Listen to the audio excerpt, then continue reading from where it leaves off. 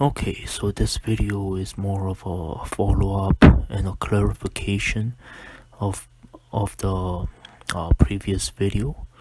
So in the previous video, we got the formula in finding the length of the spiral.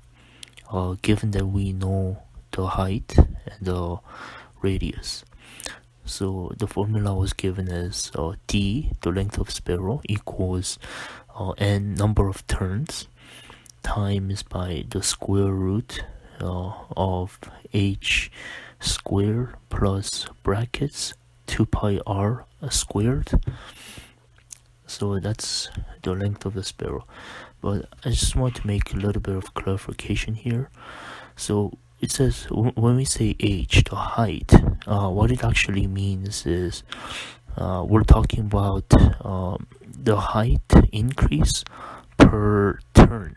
So every one turn, how much does the height increase? So in this case, there's two heights you can look at. One is the total height, and the one is the height per turn. And in the case of the height per turn, we're gonna call it incremental height. So, well, let's say you're given, like on some coil or spring, there's a 20 turns, and the total height is 100 centimeters, right? Then what you have to do is you have to divide the total height by the number of turns in order to find the incremental height, the h.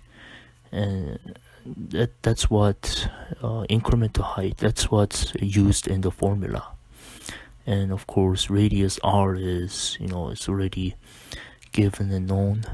And yes, so this is what it is. I mean, and this is just a bit of a clarification, because in case if you're given, let's say, your total height, and you're given, let's say, a certain number of turns, what you want to find is, what is the height increase per turn. For every one turn, how much does the height increase, which is the incremental height. That's what you gotta put into the formula. So yeah, that's a bit of a clarification.